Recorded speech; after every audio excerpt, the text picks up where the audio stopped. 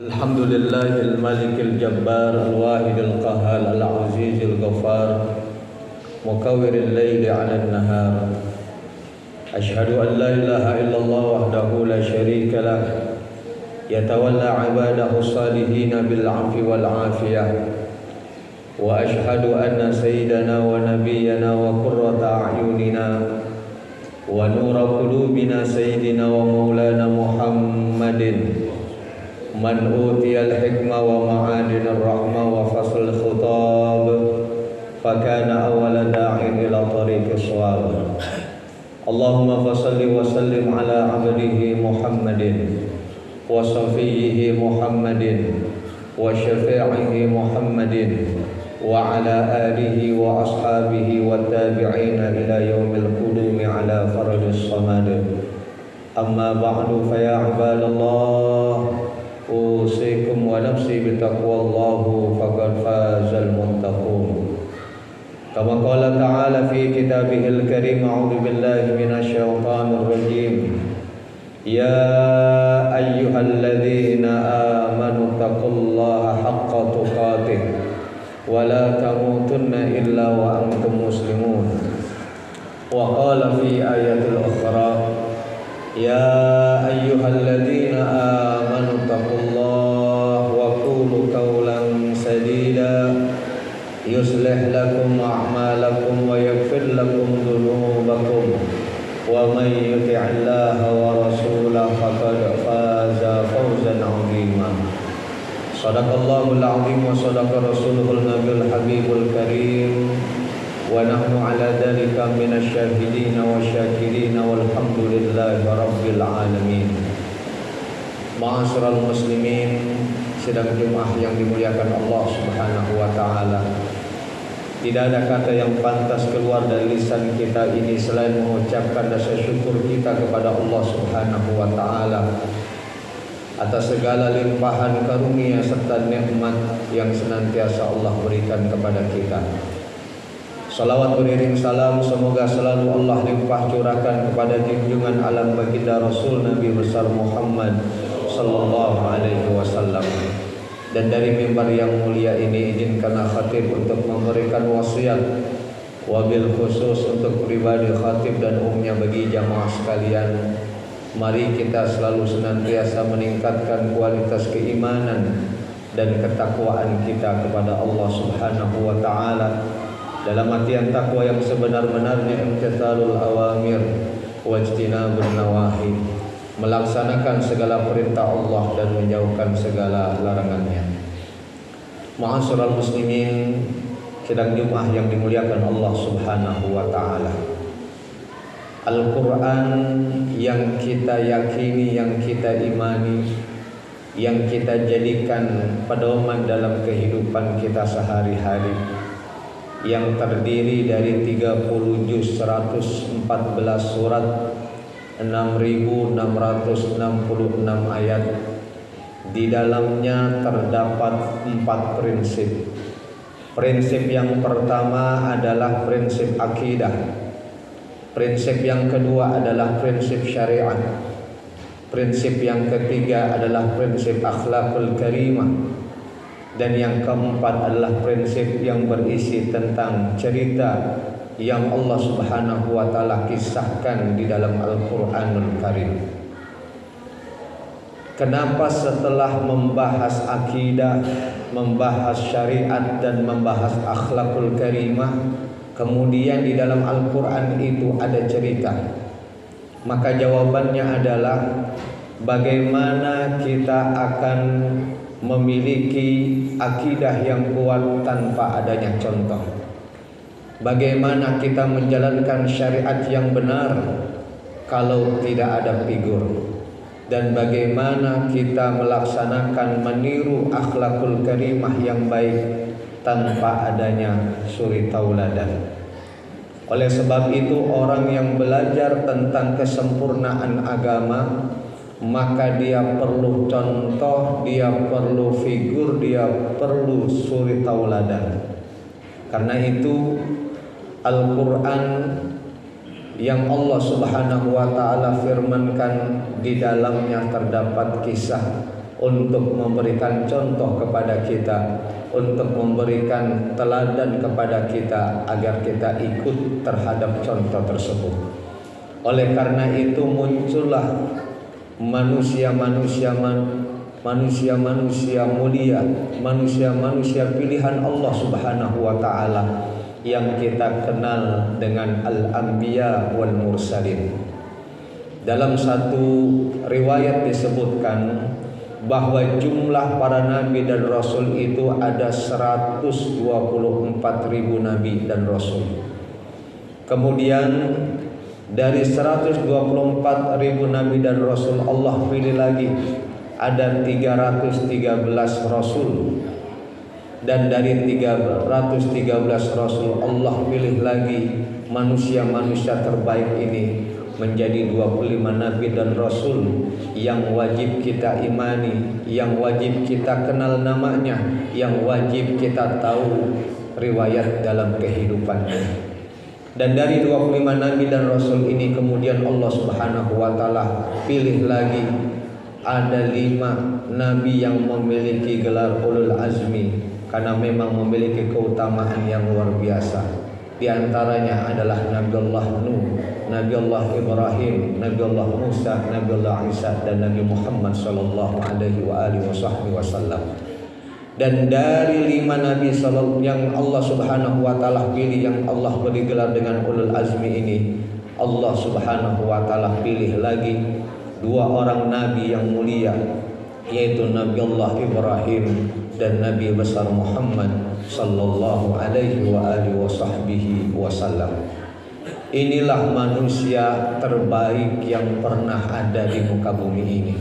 Inilah manusia yang Allah Subhanahu wa taala utus untuk memberikan contoh kepada kita bagaimana berakidah yang kuat, bagaimana menjalankan syariat yang benar, bagaimana berakhlakul karimah. Allah Subhanahu wa taala sudah contohkan pada diri Nabi Allah Ibrahim dan diri Nabi besar Muhammad sallallahu alaihi wasallam. Bahkan sebagian syariat kita adalah syariat yang mengikut kepada ajaran Nabi Allah Ibrahim alaihi salatu wasallam. Oleh karena itu Allah Subhanahu wa taala kemudian menceritakan bagaimana kisah Nabi Allah Ibrahim alaihissalam kepada kita untuk kita bisa mengambil hikmah di dalam kehidupan kita sehari-hari. Ketika Allah Subhanahu wa taala berfirman, "Wa idzibtala Ibrahim bikalimatin fa'atammahunna." Ketika Allah Subhanahu wa taala menguji Nabi Allah Ibrahim dengan beberapa kalimat fa'atammahunna, maka ujian demi ujian itu pun oleh Nabi Allah Ibrahim mampu untuk melewatinya, dan beliau menjadi orang pilihan yang menjadi kekasihnya Allah Subhanahu wa taala, yang kita kenal dengan Khalilullah, orang yang mencintai dan dicintai Allah Subhanahu wa taala. Apa saja kisah daripada Nabi Allah Ibrahim alaihissalam yang kita bisa ambil hikmah dalam kehidupannya? Nabi Allah Ibrahim disebut juga sebagai Abul Anbiya wal Mursalin, disebut juga sebagai bapaknya para nabi. Oleh karena Nabi Allah Ibrahim punya keturunan baik dari Siti Sarah maupun dari Siti Hajar, kedua-duanya kemudian melahirkan seorang nabi juga, yaitu Nabi Allah Ismail dan Nabi Allah Ishak. Nabi Ishak inilah kemudian melahirkan banyak sekali para nabi sampai dengan Nabi Allah Isa, dan Nabi Ismail nasabnya bersambung kepada Nabi Muhammad sallallahu alaihi wasallam. Kenapa Nabi Allah Ibrahim alaihissalam kemudian beliau mampu menjadi suri tauladan dalam kehidupan kita sehari-hari?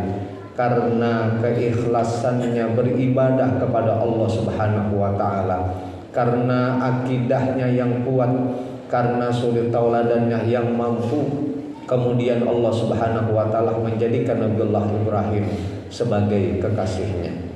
Kita tahu dalam riwayat, dalam beberapa cerita, bahwa Nabi Allah Ibrahim alaihissalam pada saat beliau menikah dengan Siti Sarah, beliau belum juga dikaruniai anak. Bahkan itu tidak menghalangi dakwah beliau untuk menyampaikan risalah kepada umatnya. Maka kemudian saking ikhlasnya beribadah kepada Allah Subhanahu wa taala, Nabi Ibrahim itu seringkali menyembelih hewan yang diberikan kepada umatnya, dan jumlahnya bukan 1 atau 2 ekor. Beliau pernah menyembelih hewan itu sekitar 1000 ekor kambing dan 100 ekor sapi. Maka ketika ditanya oleh malaikat Jibril, wahai Nabiullah Ibrahim, betapa mulianya hati kamu memberikan sebegitu banyaknya sembelihan kepada umatmu. Wahai Jibril, kalau seandainya nanti aku punya anak, kemudian Allah Subhanahu wa taala menyuruhku untuk menyembelihnya, maka itu saya akan lakukan demi mencapai ridhonya Allah Subhanahu wa taala. Diucapkan pada saat Nabiullah Ibrahim belum punya anak. Dan ketika Nabiullah Ibrahim punya anak, maka Allah Subhanahu wa taala pun menagih benar atau tidak Nabiullah Ibrahim alaihissalam ini menuruti apa yang Allah Subhanahu wa taala perintahkan, meskipun itu berat.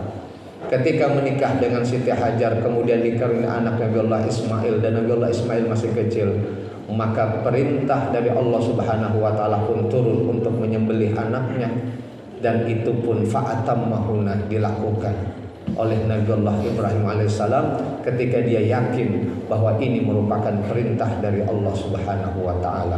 Sebagaimana Allah ceritakan, Nabiullah Ibrahim ketika mau menyampaikan hal tersebut kepada anaknya, ya bunayya inni ara fil manam anni adbahuka fanzur madza tara. Wahai anakku, semalam bapak bermimpi bapak diperintahkan oleh Allah untuk menyembelihmu. Bagaimana pendapatmu? Karena ayahnya adalah orang yang soleh, Allah pun memberikan hidayah kepada anaknya. Maka jawaban anak yang soleh, ya abatif alma tu'mar satajiduni insyaallah minas sabirin. Wahai ayah, kalau ini memang perintah dari Allah Subhanahu wa taala, maka laksanakan wahai ayah.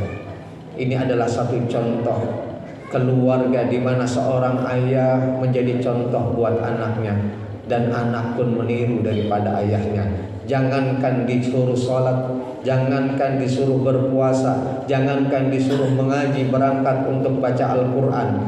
Bahkan Nabiullah Ismail kecil mampu mengatakan, ya abatif alma tu'mar, laksanakan wahai ayah kalau ini merupakan perintah dari Allah Subhanahu wa taala. Nyawanya yang jadi korbannya, nyawanya yang jadi taruhannya, mampu dia lakukan, apalagi cuma sekedar sholat, apalagi cuma sekedar mengaji. Ma'asyiral hadirin sidang Jumat yang dimuliakan Allah Subhanahu wa taala. Bagaimana dengan anak-anak kita? Apakah anak-anak kita ketika diperintahkan oleh kita untuk sholat, dia segera sholat? Apakah anak-anak kita ketika diperintahkan untuk mengaji, dia segera mengaji? Apakah nurut dengan perintah kita sebagai orang tuanya? Itu bagaimana bimbingan kita, bagaimana doa kita kepada Allah Subhanahu wa taala. Dan di sisi lain juga apa yang menjadi asupan anak kita, apakah asupan itu yang halal atau justru yang haram? Itu sangat mempengaruhi psikologi anak kita. Ma'asyiral hadirin sedang Jumat yang dimuliakan Allah Subhanahu wa taala. Oleh sebab itu, banyak sekali kisah-kisah yang ada di dalam Al-Qur'an yang kita bisa baca, kemudian kita bisa ambil hikmahnya dan kita bisa praktekkan dalam kehidupan kita sehari-hari. Mudah-mudahan kita yang hadir di sini adalah orang tua yang senantiasa mendoakan anak-anak kita, dan kita berharap anak-anak kita adalah anak-anak yang saleh dan salihah, dan mudah-mudahan istri kita juga adalah istri yang saleh, dan mudah-mudahan keluarga kita adalah keluarga yang sakinah, mawaddah, warahmah. A'udzubillahi minasyaitonir rajim. Bismillahirrahmanirrahim. Qad aflaha man tazakka wa dzakara isma rabbih fasalla. Inna ahsanal kalam wa abyadan nizam kalamullahil malikil a'lam dzul jalali wal ikram. Barakallahu li wa lakum fil Qur'anil azim wa nafa'ani wa iyyakum bima fihi minal ayati wal dhikril hakim wa taqabbala minni wa minkum tilawatahu innahu huwal ghafurur